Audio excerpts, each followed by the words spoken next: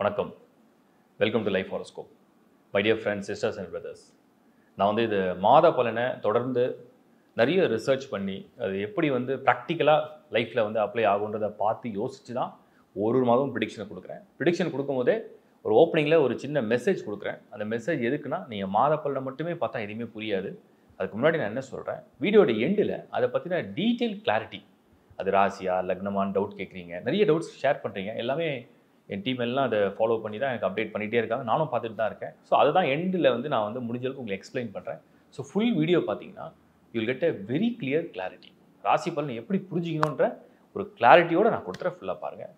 பிடிச்சிருக்கு அப்படின்னா லைக் பண்ணுங்கள், உங்கள் நண்பர்களோட உறவுகளோட ஷேர் பண்ணுங்கள், சப்ஸ்கிரைப் பண்ணி lifehoroscope.in இது மட்டும் தான் எங்களோட வெப்சைட்.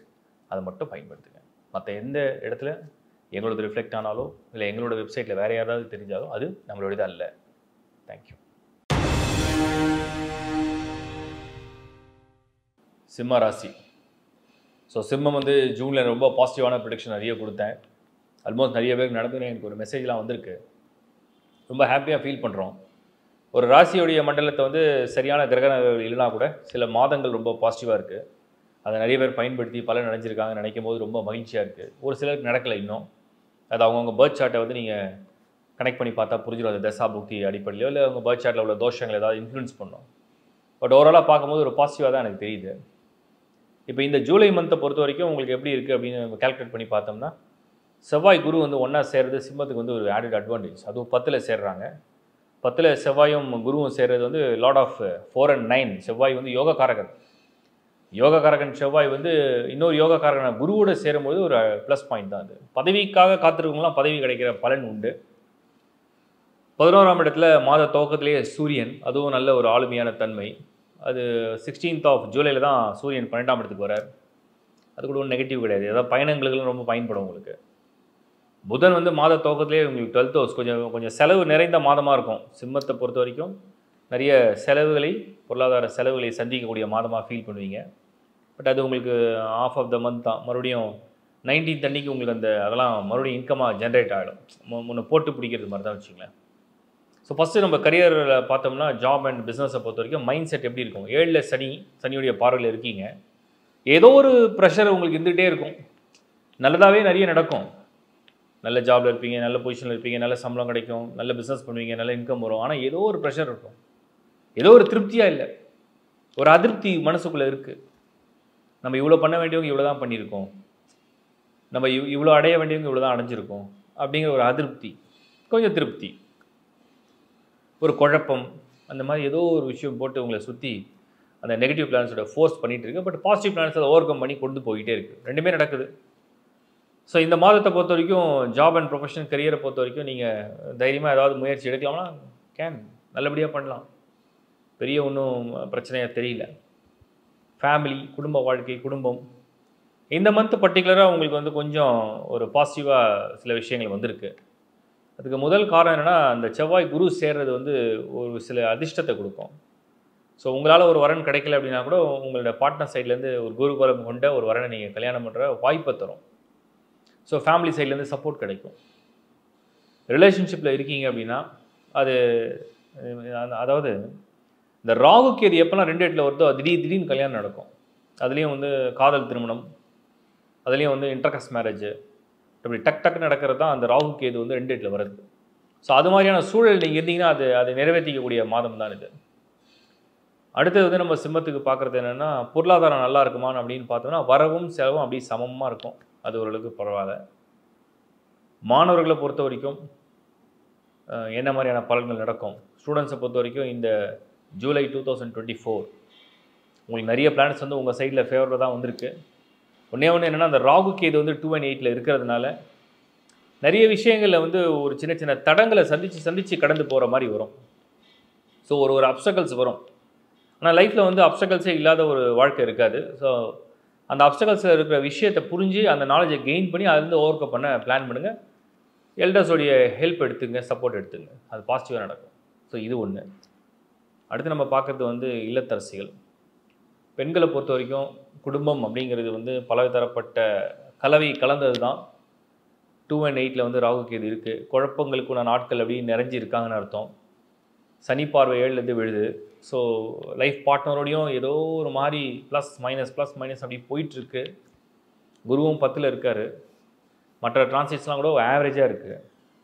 ஸோ நீங்கள் என்ன புரிஞ்சுக்கணும், என்ன நீங்கள் அண்டர்ஸ்டாண்ட் பண்ணணும் அப்படின்னா, என்னை பொறுத்த வரைக்கும், சிம்மத்தை பொறுத்த வரைக்கும் குடும்ப பெண்கள், குடும்ப தலைவிகள் வந்து ஒரு அமைதியான ஒரு எண்ணத்தோட, ஒரு பொறுமையோட, சகிப்புத்தன்மையோடு அப்படியே கடந்துட்டிங்கன்னா பெரிய பிரச்சனை ஒன்றும் வராது. ஸோ தேவையில்லாத மனப்போராட்டம் அதிகரிக்க தான் அது வந்து தேவையில்லாத வலிகளை கொடுக்கும். அந்த இடத்துல கொஞ்சம் யோசித்து செய்யுங்க. ஏன்னா நிறைய பேருக்கு கோபத்தினால வந்து அவங்க அமைதியும் எல்லாம் இழந்து சில பேர் போராடுறாங்க. அது வேண்டாம். சரியாயிடும், எல்லாமே தானாக சரியாயிடும். அடுத்து பார்க்குறது வந்து ஹெல்த்து. சிம்மத்துக்கு நான் எப்படியும் அடுத்த ஒரு 2-3 வருஷத்துக்கு ஹெல்த்தை பற்றி எப்போவுமே ஒரு வார்னிங் கொடுத்து தான் இருப்பேன். காரணம், ஒரு அலர்ட் கொடுக்குறேன். சனி பார்வை இருக்குது, அடுத்த அஷ்டம சனி வருது, ப்ளஸ் ராகு கேது வந்து 2 and 8ல் இருக்குது. இதெல்லாம் வந்து பார்க்கும்போது உங்களுக்கு ஹெல்த் ஆஸ்பெக்டில் எப்பவுமே you have to take care. உங்களுடைய ஃபுட் ஹேபிட், உங்களோட லைஃப் ஸ்டைல் எல்லாமே நீங்கள் கவனம் எடுத்து தான் செய்யணும். கவனக்குறைவாக நீங்கள் செய்ய முடியாது. அது கொஞ்சம் பாருங்கள். அடுத்து வந்து சீனியர்ஸ். வயதில் மூத்தவங்களுடைய வாழ்க்கை நிலை எப்படி இருக்குது, எப்படி போகும்னு கேட்டிங்கன்னா, சிம்மத்தை பொறுத்த வரைக்கும் ரொம்ப நீங்கள் ப்ரையாரிட்டி கொடுக்க வேண்டியது என்னென்னா, உங்களுடைய கையிருப்பு. உங்களுக்கு வந்து ஒரு இருப்பு இருக்குது, என்கிட்ட இவ்வளோ சேவிங்ஸ் இருக்குது, இவ்வளோ பேக்கப் இருக்குது அப்படின்னா அதை பத்திரமா வச்சுங்க. அதை இன்னொருத்திட்ட கொடுத்து மாட்டிக்காதீங்க. இது எல்லா சிம்மராசிக்கு எல்லா வயதினருக்கும் சொல்கிறேன். அதே போல் உங்களுடைய ஹெல்த்து, சீனியர்ஸ்க்கு பர்டிகுலராக வந்து ஹெல்த் வந்து ஃபிட் அண்ட் ஃபைனாக இருக்கிறதுக்கு நிறைய ஹாஸ்பிட்டலாக போகாமல் தேவையான அளவுக்கு நல்ல டாக்டரை கன்சல்ட் பண்ணிவிட்டு உங்களுடைய ஹெல்த்தை ரெகுலராக நல்லா மெயின்டைன் பண்ணிங்கன்னா ஒரு வருத்தமும் இருக்காது. ஸோ ஒரு பிரச்சனையும் இல்லாமல், ஒரு வருத்தமும் இல்லாமல் நீங்கள் அமைதியாக இருந்தாலே போதும். ஆக்கப்பூர்வமான செயல்களை செய்கிறதுக்கு இது நேரம் கிடையாது. அமைதியான செயல்களை செய்ய தான் இது நேரம். அதை புரிஞ்சிட்டிங்கன்னா போதும். சிம்மம் ஓவராலாக பார்த்தீங்கன்னா இந்த மாதம் ஓகேன்னு சொல்லலாம், ஒரு ஆவரேஜ்னு சொல்லலாம். பட் நாட் பேட், கெட்டதாக இல்லை. மனதுக்குள் இருக்கிற மன போராட்டம், மன குமுறல்கள், ஏதோ எல்லாருக்குமே ஏதோ ஒரு ஒரு அதிருப்தி இருக்குது. இது இருக்குது, அது இல்லை, அது இருக்குது, இது இல்லை, இது நடந்தால் நல்லா இருந்திருக்குமே, இது கிடைச்சா நல்லா இருந்திருக்குமேன்ற ஒரு ஒரு ஒரு தேவை, ஒரு பூர்த்தி ஆகலை. அதுதான் நேரம். அப்படி தான் உங்கள் நேரம் உங்களை சோதிக்குது. அதை நீங்கள் ஸ்மார்ட்டாக ஹேண்டில் பண்ணுங்கள். தேங்க்யூ. இப்போ நீங்கள் பார்த்த ராசியுடைய பலன் இதை தயவு செஞ்சு ஃபுல்லாக பார்த்துருங்க. அப்போ தான் உங்களுக்கு புரியும். ஸோ எப்படி இதை வந்து நீங்கள் எடுத்துக்கணும்னு நிறைய கமெண்ட்ஸில் பார்க்குறேன். ராசி பார்க்கணுமா, லக்னம் பார்க்கணுமா, சில பேருக்கு புரியல. ஒரு பெரிய மெசேஜ் வேறு ஷேர் பண்ணியிருந்தீங்க. கோலாலம்பூர்லேருந்து போட்டிருக்கேன் அப்படின்னு சொல்லி ஒரு மெசேஜ் படித்தேன். நான் ஒரு டீட்டெயில் சொல்கிறேன். நீங்கள் எப்படி ஒரு ஸ்டெப் பை ஸ்டெப் அப்படின்னு, ஸ்டெப் 1 என்ன தெரியுமா? நீங்கள் இந்த டிரான்சிஷன்லாம் விட்டுடுங்க. Step 1, what is step 1? உங்கள் ராசி என்ன, உங்கள் நட்சத்திரம் என்ன, உங்கள் லக்னம் என்ன, இதை முதல்ல நீங்கள் மைண்டில் ஃபிக்ஸ் பண்ணுங்கள்.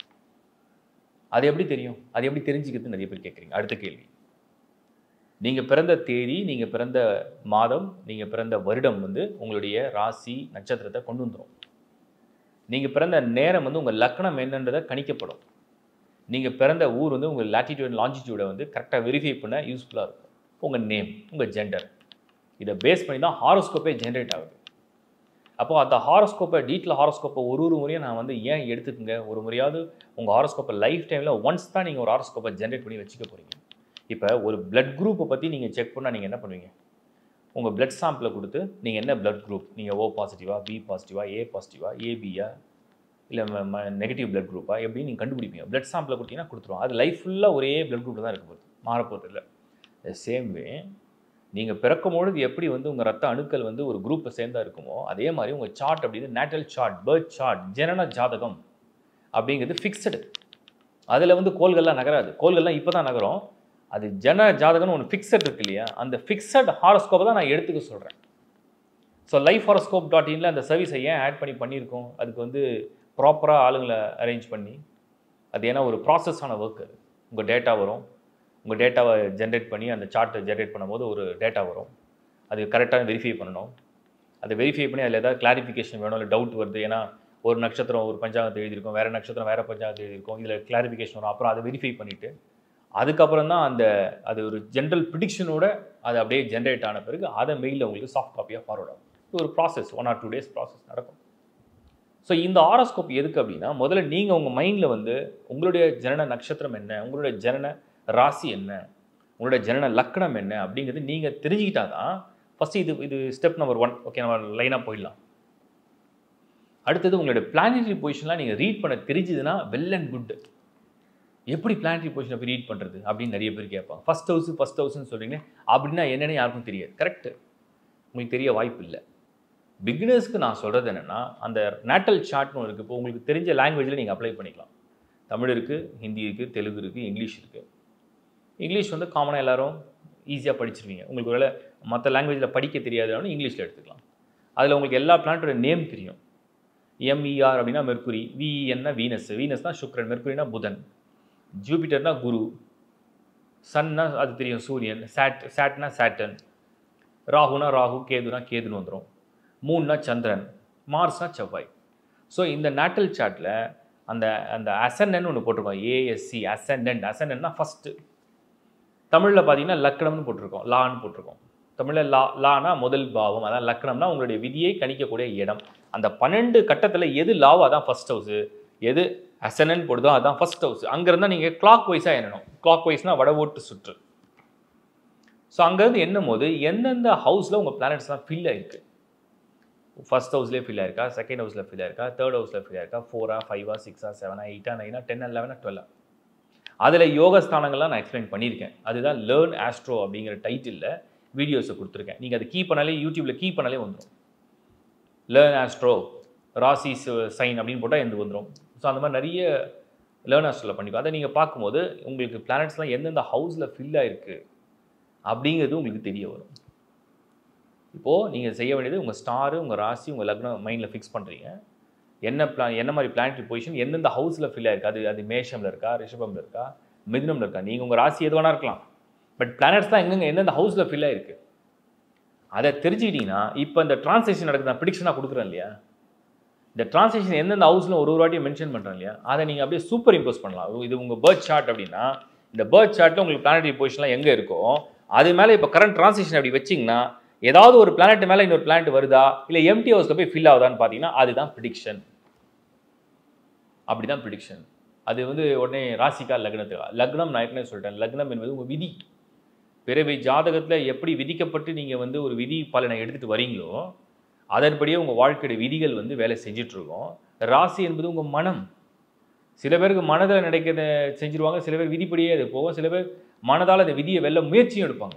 அது வந்து மனோகாரக ராசி மண்டலம் ஸ்ட்ராங்காக இருக்கா, இல்லை விதி மண்டலம் ஸ்ட்ராங்காக இருக்கான்றது தான் கம்பேரிஷன். யோகமான கிரகங்கள் வலுவாக இருக்கா, தோஷமான கிரகங்கள் வலுவாக இருக்கா. இப்படி தான் இதை வந்து சூப்பர் இம்போஸ் பண்ணி நீங்கள் ப்ரிடிக்ஷனை செல்ஃபாக பார்க்குறது. அப்போ நான் கொடுக்குற இந்த ப்ரிடிக்ஷனை எப்படி நீங்கள் அண்டர்ஸ்டாண்ட் பண்ணணும்னா, உங்களுடைய ராசிக்கு நான் என்ன சொல்கிறேன், உங்கள் லக்னத்துக்கு நான் என்ன சொல்கிறேன், உங்களோட தசா புத்தி என்ன நடக்குது, அந்த தசா புத்தியும் அந்த டீட்டெயில் ஹாரோஸ்கோப்பில் பின்னாடி பேஜில் வந்துடும். நீங்கள் ஜனனம் எடுக்கிற நட்சத்திரத்துலேருந்து அந்த தசை கால்குலேட் ஆகிடும். நீங்கள் அஸ்வினியில் பிறந்தீங்கன்னா பிறக்கும் போது கேது திசை. சப்போஸ் உங்களுக்கு 40 வயசு ஆகுது, அப்புறம் கேது, சுக்கிரன், சூரியன், சந்திரன், செவ்வாய், ராகு அந்த தசைக்கு வந்துடுவீங்க. நீங்கள் சப்போஸ் திடீர்னு அனுஷ நட்சத்திரத்தில் பிறந்தீங்கன்னா பிறக்கும் போதே சனி தசை. அதுக்கப்புறம் சனி தசைக்கு அப்புறம் புதன் தசை, புதனுக்கு அப்புறம் கேது, கேதுக்கு அப்புறம் சுக்கிரன், சூரியன், அப்படியே வரிசையாக வரும். அப்படி எந்த நட்சத்திரத்தில் ஜனனம் எடுக்கிறீங்களோ அதுலேருந்து உங்கள் வயதுக்கு ஏற்ப மாதிரி அந்த தசைகள் மாறிட்டே வரும். அப்போது நல்ல தசையில் இருக்கிறோமா, எந்த மாதிரி தசையில் இருக்கும் அதை கன்ஃபார்ம் பண்ணிக்கலாம். இப்படி தான் நீங்கள் வந்து அஸ்ட்ராலஜியை அண்டர்ஸ்டாண்ட் பண்ணிங்கன்னா தெளிவாக நான் கொடுக்குற ப்ரிடிக்ஷன் வந்து உங்களுக்கு அழகாக குறைஞ்சபட்சம் நான் வந்து ஒரு ஜென்ரல் ப்ரிடிக்ஷன் வந்து இவ்வளோ மேட்ச் ஆகும் அவ்வளோ. ஏன்னா நிறைய பேர் கமெண்ட்ஸில் போன மாதம் சொன்னது நடக்கலை, இந்த மாதம் சொன்னது நடக்குமா, 6 மாதமாக இதான் சொல்கிறீங்க, ஏன் நடக்கலை? கரெக்டு, நீங்கள் கேட்குற கேள்வி நியாயமான கேள்வி. ஆனால் அதுக்கு நான் ஒரு விளக்கம் கொடுக்குறேன், அதை ஃபுல்லாக கேட்டிங்கன்னா தான் உங்களுக்கு புரியும். அது எப்படி நீங்கள் கம்பேர் பண்ணுறீங்க? வெறும் உங்கள் ராசியை மட்டும் பார்த்து நடக்குதா நடக்கலான்னு எடுத்துக்கிட்டீங்களா, உங்கள் லக்னம் மட்டும் பார்த்து நடக்குதா எடுத்துக்கிட்டீங்களா, உங்கள் பர்த் சார்ட்டை என்றைக்காவது ரீட் பண்ணியிருக்கீங்களா, இப்போ சொல்கிற இந்த டிரான்ஸ்லேஷன் அதுக்கு மேலே சூப்பர் இம்போஸ் பண்ணி அண்டர்ஸ்டாண்ட் பண்ணியிருக்கீங்களா, தசாபுத்தியை வெரிஃபை பண்ணி பார்த்துருக்கீங்களா, சார்ட்டில் ஏதாவது தோஷம் இருக்கான்னு பார்த்துருக்கீங்களா? இதெல்லாம் பார்த்தா தானே உங்களுக்கு புரியும். அதுக்கு தான் நான் இவ்வளோ டீட்டெயிலாக எக்ஸ்பிளைன் பண்ணுறேன். ஸோ இது எல்லாமே I am sharing my knowledge, அவ்வளோதான். எனக்கு தெரிஞ்சதை உங்களுக்கு சொல்கிறேன். அது உங்களுக்கு புரிஞ்சுதுன்னா அந்த பலன் வந்து உங்களுக்கு ஈஸியாக புரியும். ஸோ இதுதான் என்னோடய கிளாரிட்டி. ஷேர் பண்ணுங்கள், சப்ஸ்கிரைப் பண்ணுங்கள், சப்போர்ட் பண்ணுங்கள். தேங்க்ஸ் ஃபார் வாட்சிங் லைஃப் ஹாரோஸ்கோப். மீண்டும் ஒரு முறை உங்களை சந்திக்கிறேன். It's bye from Shankar Narayan. வணக்கம்.